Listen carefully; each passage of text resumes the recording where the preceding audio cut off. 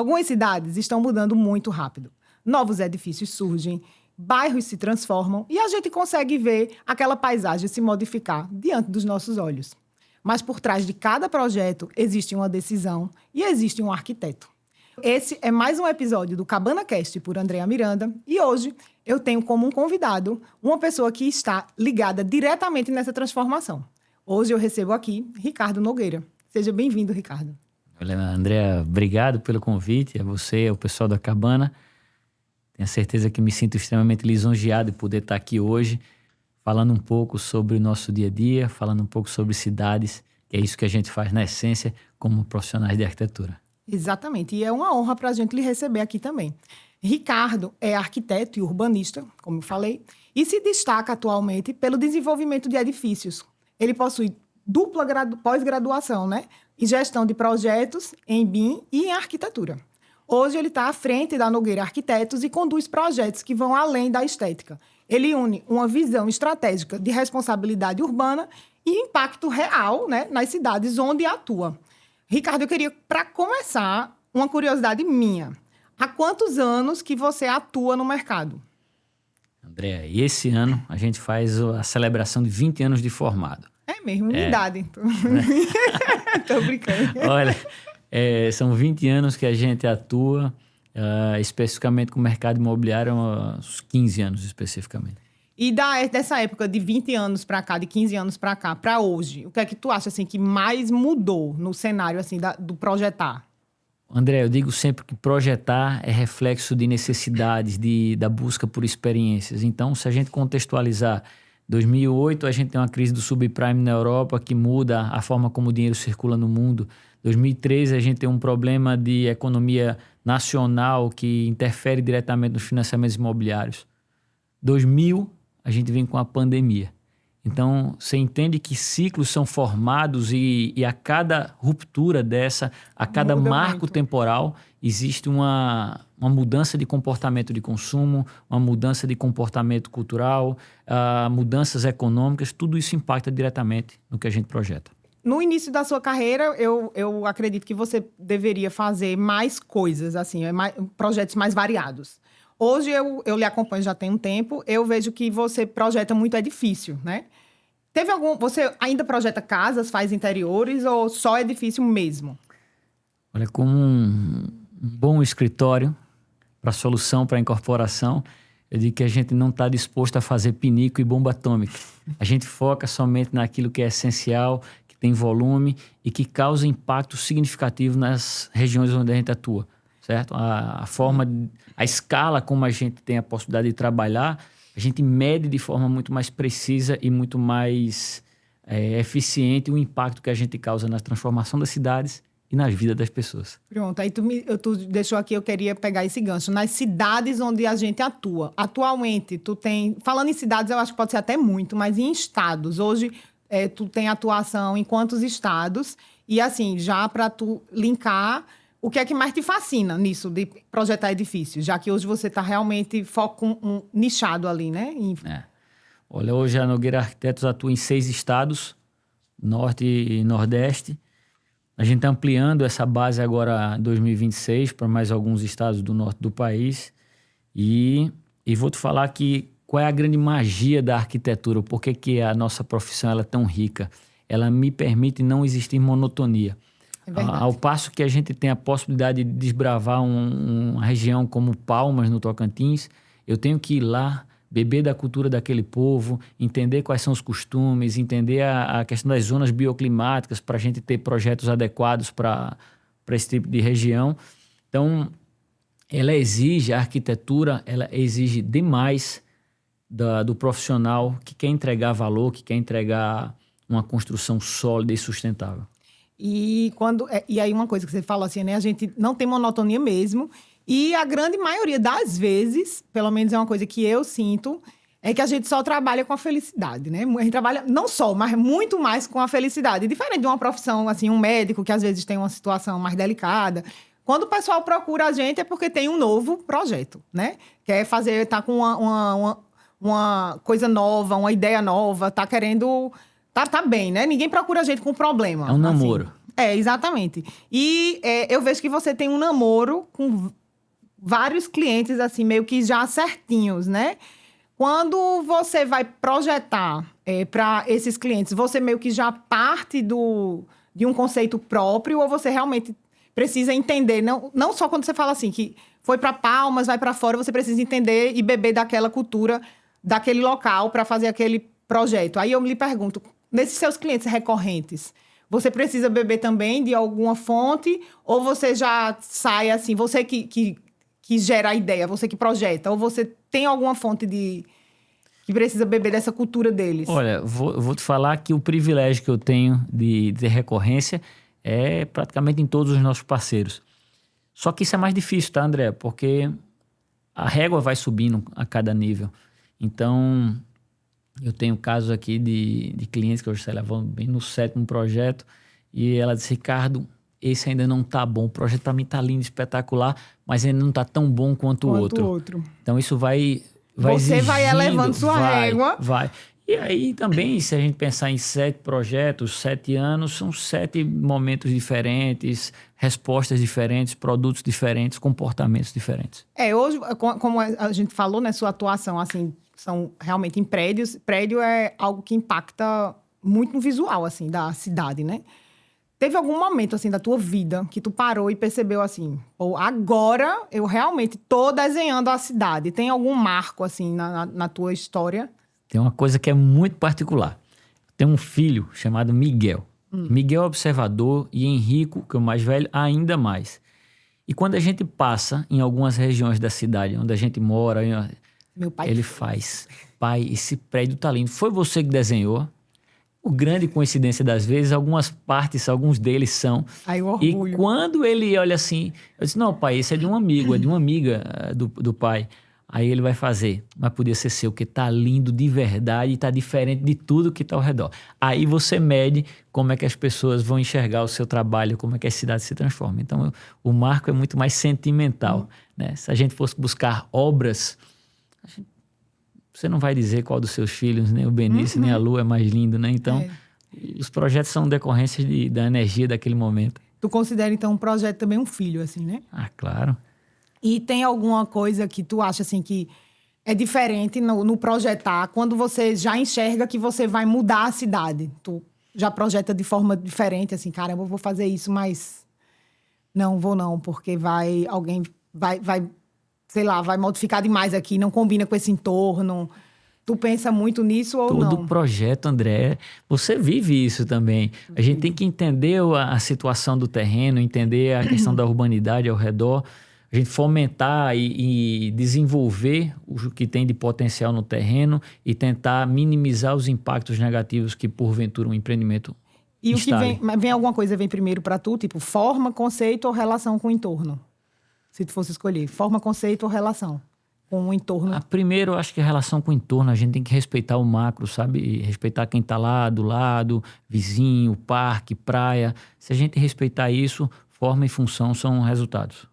E tu acha, tem alguma coisa que tu acha que diferencia, assim, um prédio comum de um prédio que realmente impacta vai marcar a paisagem urbana? A escala sempre é uma coisa que chama atenção, né, André? Então, eu costumo brincar, eu tenho 2 empreendimentos com a mesma empresa aqui em João Pessoa.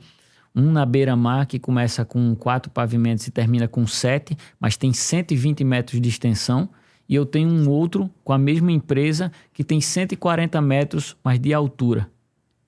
Ou seja, eles têm basicamente a mesma área construída, mas o impacto visual que um projeto alto causa é notório, né? Até porque, primeiro, para ele acontecer, os terrenos são maiores. E aí, de fato, a gente cria um ecossistema, vai criando ambiências muito mais adequadas do que num projeto com escala muito reduzida. E tu tem algum projeto teu que tu acha que já virou um ícone, assim, arquitetônico? Você diz assim, esse aqui... Não precisa, pode citar até mais de um, mas se... diga um, assim. Na cidade que a gente mora, eu acho que o prédio que a gente trabalha, o DCT, ele é um marco visual, né? Primeiro Muito. porque quando em 2012 eu tive com o diretor da empresa, aquilo era literalmente mato e a gente visualizou um produto que fosse ser percebido da cidade inteira. Então, Tem regiões da praia que eu consigo ver o DCT, tem regiões do centro que eu vejo o DCT, bairro dos estados, Cabedelo. Tem muito canto. E é imponente, né? Assim, são 2 torres todas novamente, espelhadas. escala, são 30 pavimentos, 360 salas. À época, a maior fachada de vidro do Nordeste. Então, perceba que para uma cidade pequena, 2012, João Pessoa era bem pequena, bem provinciana, a gente vai lá fora, beber na fonte, trazer conceitos, trazer ideias para que a gente pudesse aplicar o que existe de melhor no Brasil, aqui da nossa cidade. Um mercado imobiliário, quando ele está muito aquecido, ele realmente transforma o local, né? As coisas se transformam de uma forma muito rápida. E eu acompanho o teu trabalho, né? Que não é de hoje. E eu percebo que você é um dos caras, um dos nomes, eu posso falar até nível Brasil mesmo, né? Que está super antenado quando a gente fala sobre mercado imobiliário e possui uma visão muito boa, na minha opinião, na hora de projetar, porque você cria sempre produtos muito atuais e você está sempre, não sei nem se eu posso dizer assim, tá nadando com a maré. Não que você esteja fazendo o que todo mundo faz, mas assim, você está surfando a onda. Acho que fica melhor de falar. Você está sempre surfando a onda, sempre atualizado, antenado. E como é que tu faz, assim, o que um arquiteto precisa entender sobre mercado para projetar bons edifícios, assim como você? O que é que tu faz para adquirir essas informações? No final do ano passado eu tive a oportunidade de dividir uma palestra, um bate-papo com o pessoal de uma faculdade aqui de João Pessoa. E mostrei para eles que a arquitetura, a última coisa que eu acho que é relevante é a tal da inspiração, é o desenho. Cara, a arquitetura ela é a tradução das necessidades humanas.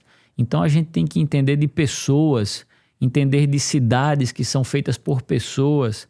E aí, quando a gente fala de mercado imobiliário, eu tenho que o espectro aumenta mais. Eu falo de cidade, falo de pessoas, falo de comportamento, falo de economia. De consumo, de tudo, né? Certo? Aí você faz, mas me deu uma informação direta assim.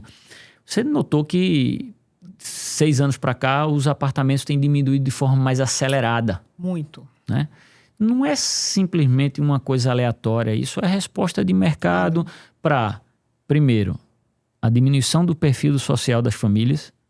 Então, o último dado do IBGE 2022 coloca 2,9 pessoas por família. Isso é uma diminuição absurda, ou seja, a gente está falando em menos de 1 filho em média por família e que deve diminuir para 2,5 no próximo IBGE, no próximo censo. Eu só estou com 2, tu também, né? Eu tenho 2, então aqui parou, estou acima da média. Aí você pega, além do reflexo demográfico, você tem um reflexo econômico. O poder de compra da classe média foi diminuído por causa de inflação. A gente está hoje, no dia que a gente está gravando aqui, com a Selic mais alta dos últimos 20 anos, eu acho. Acho que desde o governo de FHC a gente não tinha uma Selic tão alta. Pois é, e aí tu acha que, então, o mercado imobiliário hoje, ele manda na arquitetura ou o arquiteto ainda consegue conduzir o projeto? Existe espaço para arquitetura autoral dentro do mercado imobiliário? Claro, acredito que sim. Veja, tem produto e produto. Eu digo que nem todo projeto ele vai ser um prêmio de arquitetura. Tem projeto que está ali para cumprir a função dele da operação do dia a dia. Mas eu tenho plena convicção de que quando o arquiteto trabalha de forma orquestrada, quer dizer, alinhada, uma economia com viabilidade técnica, ele pode sim empregar um DNA. Ele consegue entregar identidade, né? E isso é uma coisa legal de falar, André, porque dentro do nosso time, com o modelo de gestão que a gente tem é muito horizontal. Então, eu tenho várias pessoas contribuindo todos os dias para a produção dos nossos empreendimentos. Então, não tem um traço característico, não tem uma... Nogueira, tem alguma coisa que você faz que só você faz? Não, porque cada projeto é o estudo do local, único, né? Da empresa, do processo, da economia, enfim. A gente responde como o mercado demanda. E uma coisa interessante que vem acontecendo, né, no mercado imobiliário e no mercado de consumo, que eu tenho notado, são essas grandes parcerias, né, entre grandes marcas, né? Hoje a gente tem grandes redes hoteleiras, grandes marcas, né, a nível internacional, que assinam projetos imobiliários, né? Entram no ramo imobiliário. São empreendimentos de alto padrão, né? Que trazem essa nova leitura do habitat. E aí a minha pergunta, né, que é o que a gente chama hoje dos branded residences, que para mim podia ser um residencial com sobrenome, né? Aí a gente vai ver se é um Fendi, né? Se ele é um Armani, se ele é um Porsche. Mas o branded residência fica mais caro, né? Fica mais caro, né? Aí vamos lá, porque é aquela velha história, né? A gente não compra um carro, né? A gente compra uma Ferrari, compra um Porsche, né? Verdade. Não compra um relógio, a gente compra um Rolex. A gente não compra um móvel de área externa, a gente compra um Cabana, né? Então, é aquilo, né? Tem um valor agregado atrás de muita coisa. E quando a gente fala, assim, de marca como a Porsche, né? Como para ela se associar a um empreendimento, o que é que muda no nosso mercado, no cenário, assim? O que é que muda? Olha, André, Quando você tem uma associação dessa. vou te falar, eu estava há exatamente uma semana em Belo Horizonte, no Squad Realty, 270 C-Levels discutindo tendências, movimento de mercado, industrialização. É uma E tendência no Brasil? eu vou te falar, você tem um dado que em conversa anterior você me falou, o Brasil é o 6º maior mercado de branded residências do mundo, Existe isso, gente. tá? Então, quando a gente tem a oportunidade de trazer uma marca como essa, o que é que a gente colocava no evento lá? Que ela, naturalmente, ela vem agregar valor. Porque, como você falou, você não vai comprar um relógio, você vai comprar um Patek, um Rolex, um Richard Mille. É diferente de você comprar a função. O relógio, não é para ver a hora, Não meu é. amor.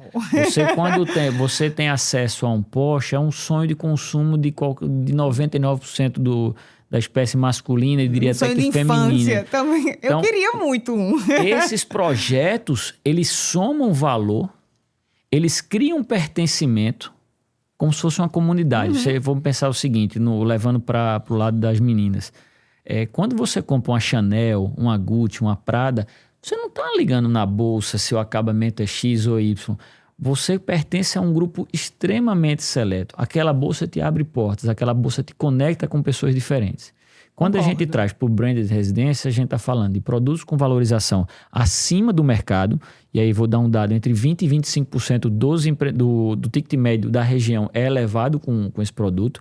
Ele, onde se instala, impacta diretamente no entorno imediato, e a gente já viu isso aqui na nossa cidade.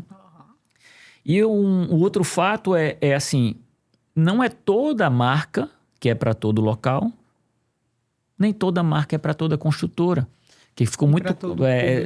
nesse papo que a gente teve lá, eu tive a possibilidade de conversar com o pessoal que está trazendo a Armani para o Brasil, eu tive contato com um grande amigo do Pará que está trazendo a Pininfarina para lá, e são modelos de contrato diferentes aí tentando lhe responder. A Porsche está entrando conosco muito mais no processo, no desenvolvimento da obra, no planejamento e na organização, que é o que eles são impecáveis. Uma empresa assertiva, funcional, direta, eficiente. A Pininfarina ela vai interferir muito em fachada, na estética do prédio, naquele traço característico da grande marca. Já a Armani ela não quer saber da fachada, não quer saber da produção, ela quer saber da parte interna. Ela tem... o Léo colocava para a gente lá o seguinte, a Armani, o contrato é o seguinte, sempre que houver dúvidas, prevalece a minha vontade. Então, bem democrática. E aí tu acha que, tu chegou a falar assim, que aumenta muito o valor do imóvel, né? O metro quadrado que vai ser comercializado. Sim. Tu acha que isso é tipo... Chegamos aqui num limite de preço, não tem mais como subir meu metro. Vamos fazer um branded para virar um diferencial ou não? Tu encara mesmo, não. A pessoa que vai comprar isso aqui está comprando um artigo de colecionador. É um apartamento de colecionador, igual um carro, igual um relógio. É escasso, André. Quando o produto é escasso, ele não tem preço. Hoje, vou trazer de novo a relojoaria como você coloca. Se eu conseguisse ter acesso a uma boutique da Rolex, comprasse um relógio à vista, pegar um Datejust, R$84 mil. Se eu tirar ele da loja, eu abro a boca e vendo ele por 100. Porque é escasso, as pessoas não têm acesso. É a mesma coisa com os nossos projetos, com os nossos empreendimentos que têm essa assinatura. É extremamente limitado, é edição limitada literalmente, e a partir daquilo ali você abre portas, pertence a clubes diferentes. E aí tu estás tendo o privilégio de fazer um projeto com parceria com a Porsche, né? E eu queria saber como foi que surgiu essa oportunidade. A Porsche Consulting, ela entra no nosso radar através da Fama Empreendimentos, uma empresa de Palmas. Nosso primeiro contrato, a gente estava numa sexta-feira trocando ideia, tomando um vinho, E aquela briga que sempre tem, né? Nunca tomando leite. Não. Tava discutindo valor e tal. Ele fez, cara, confia em mim, que eu vou te entregar o melhor projeto da tua vida. E tem sido, atualmente, eu até hoje, volto né? sexta-feira de Palmas, chego em casa no domingo. Na sexta-feira, a gente tá em Stuttgart, visitando a fábrica, depois vai para Leipzig visitar a fábrica, entender a magia por trás daquilo. Acompanhei essa viagem. Então, eu vou te falar que é realmente um privilégio. A gente, quando voltou, mudou muita coisa do que estava projetando para poder entregar a essência da marca, a eficiência, entendeu? O que é que muda no processo, assim, no processo de projeto, quando existe essa parceria com a marca global? Especificamente com a Porsche, eles não interferem tanto no produto, certo? Mas eles mudaram a estrutura inteira do nosso escritório. Do escritório? Do meu escritório. A forma de projetar, a forma de gerir os processos foram... Então, impactou nos outros projetos? Todos os projetos. Então, a gente reestruturou o fluxograma, organograma da empresa, método de processo de desenvolvimento, etapas de checagem, porque, assim, importa muito o processo. E aí, depois que a gente voltou, eu disse, fecha as portas aí 15 dias, vamos reestruturar, vamos pensar, contratamos consultoria, tentamos mentoria. A gente quer esse modelo do mercado automobilístico dentro do escritório de arquitetura. Rapaz, vai ficar devendo um quadro fora do podcast, pra gente ir lá conhecer como é que ficou o escritório de Nogueira após a Porsche. Eu quero aprender também. Legal. Ricardo, inclusive, né, deixar aqui meu agradecimento público. É um dos grandes transformadores da minha vida de arquitetura. Não chegou a ser meu professor de fato, mas é meu professor de vida. Né? Foi quem me apresentou o sistema BIM, né? Quem me incentivou a mudar. Não sei se você sabe disso. Não sei se você sabe. Uma vez você me mostrou, a gente fazia consultoria e estava fazendo uma consultoria de algum projeto teu em relação a leis, né? A legislação que a gente faz lá no escritório. E aí tu me mostrasse como era o programa. Eu digo, caramba! Ele disse, tu ainda tá usando o AutoCAD? Eu digo, ele disse, vem um dia aqui de manhã no escritório que tu senta aqui do lado dos meninos e tu olha como é que isso funciona, porque não tem mais lógica tu não ser BIM. E aí eu peguei na palavra, fui um dia de manhã, quando eu saí de lá, pronto. Sabe onde é o seu escritório? No Retão de Manaíra, no edifício comercialzinho de esquina. Pronto, aí eu subi, passei uma manhã lá do lado de algum funcionário teu, saí de lá. Passada, disse, Camila, meu amor, a gente tá perdendo muito tempo. É legal, né? Eu digo, não existe. Na época a gente tava fazendo um projeto que foi para mim um dos grandes marcos que eu tava comentando contigo de mudança de chave. Não foi apenas pelo porte do empreendimento, não. Pelo tamanho dele. Foi porque foi um momento que eu precisei fazer um pouco como você. Precisei rever meus processos. Quando eu fiz o projeto legal que entreguei ao cliente, ele disse, tá massa, agora eu mando o executivo quantitativo de portas, de janela, de revestimento, e eram flats. Então, assim, muita coisa. Eu digo, meu Deus, não tem como entregar isso. E aí eu fui super sincera com ele, calhou de ser nessa semana. E aí eu digo, tu me dá 15 dias, foi desses 15 dias também, eu digo, tu me dá 15 dias a mais, porque eu preciso fazer um curso e eu preciso refazer esse teu projeto, redesenhar todo em uma outra plataforma. E aí quando eu mostrei, ele disse, não, tá, eu digo, vai minimizar o impacto de erros, de tudo, para a sua obra, né? Acredito que é um diferencial hoje na gestão, né, de projetos. E aí ele topou e foi por sua causa. Queria deixar meu agradecimento. Toda oportunidade que eu tenho, eu falo que Ricardo mudou minha vida. Não sabia que ele não sabia. Então, aproveito aqui para deixar meu obrigada, viu? Muito obrigada, de verdade. André, eu faço isso com o maior carinho. Primeiro pela pessoa que você é, com a Camila, sua sócia, eu tenho um carinho gigante também.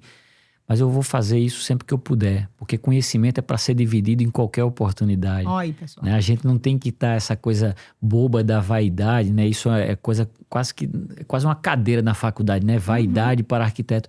A gente tem que se despedir disso e poder trocar informação, porque à medida que a gente divide e você sobe o sarrafo, eu tenho uma obrigação moral de querer melhorar. E é o que a gente tem direto isso na internet, para o pessoal que gosta de memes, de coisas assim, no topo, todo mundo está se ajudando, né? E eu acredito que não tem espaço para mesquinharia no topo. Você já está no topo, não vou tirar nada seu, né? Você vai fazer o que acabou de explicar, né? Você vai compartilhar sua sua Nada. experiência, seu conhecimento e elevar o sarrafo cada vez mais. Dá para todo mundo. Mas vamos voltar aqui agora para a nossa conversa, né? A gente estava falando sobre os prédios. A gente falou assim desse impacto da escala, na verticalização, né? De tudo. Tu acha que é uma tendência a gente está numa fase de verticalização? É inevitável isso ou a gente pode conduzir de uma outra forma? André, os grandes centros urbanos passam por dores, né? Então, quando as cidades estão sendo espraiadas demais, o poder público tem que levar calçamento, saneamento, infraestrutura. E os mercados já entenderam que a verticalização ela pode trazer de volta essa população de forma mais concentrada, mais adensada, com serviços, com mobilidade. Então, você vai perceber que isso existe em grandes centros do mundo, existe em grandes centros no Brasil e que nas regiões onde a gente atua não tem como ser diferente.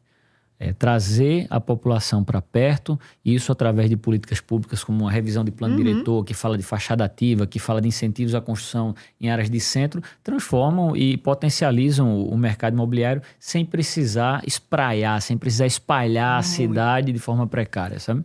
Qual seria, então, a situação, se tu fosse pontuar um erro, assim, o maior erro que uma cidade pode cometer, assim, nesse processo ao se verticalizar? Olha, o plano diretor é o melhor instrumento para regular isso. Se a gente trabalha com boas taxas de ocupação, com bons recursos que permitam ventilação na aeração da cidade, incentiva dinâmicas de ocupação, né, com fachada ativa, com áreas verdes maiores, se ele faz isso, acho que não tem como dar errado, cara. Não tem. E espaços públicos também são sempre muito bons, né? Hoje a gente já tem, como a gente vinha conversando, né, prédios muito bons, assim, quando a gente parte, principalmente com a iniciativa privada, assim, que tem um investimento pesado, né? A gente já tem uma arquitetura, assim, pensada na experiência, pensada no consumidor, né? Pensa no consumidor como uma extensão, aquele projeto é uma extensão da identidade da pessoa, né? Como a gente estava citando, acredito que um post, uma marca Exato. dessa, você adquire isso como se fosse uma extensão da sua identidade, né? O seu lifestyle. Uma narrativa de pertencimento. Pronto, né? você precisa estar estampada no prédio, ele tem que traduzir a sua essência. Isso já é uma realidade. Mas quando a gente fala assim na escala agora, vamos partir para a escala cidade, né? A gente falou na escala projeto, vamos entrar assim numa escala cidade. O que é que a gente ainda falta para termos cidades melhores no Brasil? André, vamos tentar fazer o exercício de entender o que é que a gente admira nos centros, nos grandes centros fora da nossa região de atuação. A gente vai gostar da mobilidade, então transporte público é sempre algo muito eficiente. Segurança nos grandes é centros essencial, né? gera percepção de valor para as pessoas. Infraestrutura, né, hospitalar, educacional. Se as cidades investem nisso e em espaços públicos de convívio, de socialização, as cidades... Não vejo por que João Pessoa ou as cidades que a gente atua não está nesse cenário. Nós temos um clima bom. Tem. Nós temos uma cidade quase que horizontal, não tem morro, não tem subida. Segurança. Tu acha que, tu acredita que em virtude de muitos problemas da gestão pública é que vem surgindo o que a gente vê hoje de bairros planejados, de condomínios fechados? Ou tu acredita que isso é uma tendência imobiliária? Olha, os condomínios, eles já há algumas décadas, eles permeiam nossa vida, né? E eles são exatamente o respiro ou a busca pela vida que talvez você teve quando criança, de poder ter liberdade de estar na rua. Então, quando a gestão pública falhou na segurança, né? foram criados os condomínios fechados. Certo? Só que esse bolsão, essa estratificação, ela nem sempre é tão vista com bons olhos. E aí surge a história do bairro planejado. É um bairro pensado para comunicação, para vivência, e a gente vai ver isso muito em breve, porque é uma resposta natural da iniciativa privada em escala urbana para todas as dores da cidade de forma tradicional. Seria, no caso, assim, uma solução, né, para o crescimento das cidades pensada pela... Então, a gente falou sobre espraiamento, né, sobre verticalização. O que é que vai acontecer? Não vai ter nunca um bairro planejado dentro no centro urbano. Ele vai ser colocado para fora da cidade, certo? E as pessoas tendem a viver ali dentro. Então, não é que eu vou morar em João Pessoa ou em Cabedelo. Eu vou morar num bairro à parte, numa cidade independente ali, porque vai ter escola, padaria, farmácia, tudo, né? shopping, marina. Eu tenho tudo à minha disposição. E aí tu acha que existe um risco, assim, da gente estar criando ilhas urbanas, meio que desconectadas de verdade, assim, com a cidade? Ou tu acredita que as pessoas que não moram ali naquele bairro, elas vão entrar nesse bairro para consumir? Tá entendendo? Vai ter os de fora vêm para dentro, Pouco os de dentro provável. vão para fora. Pouco provável. Então, tu acredita que vão ser, tipo, ilhas urbanas, assim, né? Os espaços públicos, como a gente falou, ainda são o coração, assim, de uma cidade, né? Você acha que a gente vai caminhando, assim, mais para... Né, pela iniciativa privada, a gente vai caminhando para esses bairros, em virtude disso também, assim, de espaços públicos melhores, de maior qualidade, não só de... Como a gente já falou, assim, né? De vida, de segurança. O que é que você visualiza? André, vamos pensar o seguinte. Tem algum bairro que tu admira, desses planejados já? Olha, tem o pessoal da Idealiza, que tem... Inclusive, estamos vindo para cá, né? Eles estão com uma área nova aqui no estado, que é muito interessante. O primeiro projeto deles em Pelotas é uma coisa de cinema. Então, o que é que eles fizeram? Antes dos empreendimentos, nasce o espaço público, nasce o lago, nasce os equipamentos, a pista de corrida, o espaço para trabalhar. Depois eu levo o residencial. Então, para mim, uma forma mágica. Tanto é que eles já vão para o quarto, eu acho, no Brasil. E a maior referência, talvez, de bairro planejado, a gente vai falar dele, vai falar lá em Porto Belo, ali perto de Balneário. Também tem um outro bairro, Viva Parque, eu acho o nome do... Puta projeto, com loteamento, com prédio, com comercial. Devam ser projetos, eu acredito que não é bem diferente de um prédio, né? Você está fazendo praticamente uma cidade, né? Então, assim, vão ser coisas que é a longo prazo, né? São produtos que são desenvolvidos para 20 anos. 20 anos. É que a minha pergunta era essa. Seria qual o prazo disso? 20 assim? anos. 20 anos, né? 20 anos. E tu acredita que nesses 20... Eu imagino, né? Que durante esses 20 anos, como a gente falou, tem várias fases, né? Que vão acontecer, vão passar. E tu acha que aquele bairro, ele já nasce daquela forma ou ele vai precisar se adaptar? Nesses 20 anos a gente consegue ver o que funciona, o que não funciona. A cidade é mutável, André. O tempo todo ela está respondendo a uma demanda nova. E se tu pudesse fazer um bairro desse, inteiro, assim? Qual era a primeira coisa que tu ia pensar? Tu ia começar por onde? André, que pergunta, né? Eu também não sei qual seria a minha resposta. Não sei, cara. Mas os espaços públicos? Eu acho que o espaço público vai ser sempre o coração dele, o espaço de socialização. Depois da pandemia, isso é uma doença no mundo, então as pessoas querem se conectar o tempo todo. Depois a gente leva infraestrutura, de escolas, serviços, para depois aí sim chegar a moradia. Você quer um dado? Quero, eu adoro dados. Dado eu acho bacana. Eu brinco com a frase do Maurício Bevenuti, que ele diz: dados é um novo petróleo, são um novo petróleo. João Pessoa tem hoje um pouco menos de 900 mil habitantes, certo? Foi a capital no Nordeste que mais cresceu no último censo. Existe um dado de que a gente deve beirar 1 milhão de habitantes no próximo censo, 2032, se não me engano. Deve aumentar em mais de 100 mil habitantes. Onde é que vai caber, minha gente? 2045, existem pesquisas, estudos, que João Pessoa pode chegar a 1,5 milhão. 1,5 milhão. A gente tem que pensar na cidade. Entendeu? E aí a resposta de um bairro desse, onde ele se afasta do centro lá para criar uma comunidade, criar um ecossistema lá. Essas cidades que a gente vive, pequenas, que eu saio de um bairro e vou para o outro como quem está trocando de rua, isso não acontece nos grandes centros urbanos. E a gente vai começar a viver isso dentro da nossa cidade. Quem mora no Bessa dificilmente vai ter seu filho estudando no altiplano. Hoje, não precisa nem a gente chegar nisso. Hoje já é difícil, assim, pelo menos para mim, eu já acho difícil cruzar a cidade como eu cruzava 2 anos, 3 anos atrás. Pronto, então veja que é a escolha. Eu moro de forma muito central, onde os meus filhos podem ir a pé para a escola, nós vamos à missa a pé, vamos ao clube a pé, eu desço para a praia a pé. Inteligente, minha entendeu? gente. Então, meu tempo de deslocamento é muito reduzido. Aí as pessoas vão ter que fazer escolhas inteligentes em grandes centros. Nosso papo tá bom demais, mas eu queria lhe convidar para o nosso Momento Cabana. É um bate-papo, um bate-bola rápido, tá? Leve, confortável, do jeitinho dos móveis da cabana. Bora começar? Bora. Cabana ou cabana? Tô brincando, peraí. Bora lá, então. Vamos começar de verdade.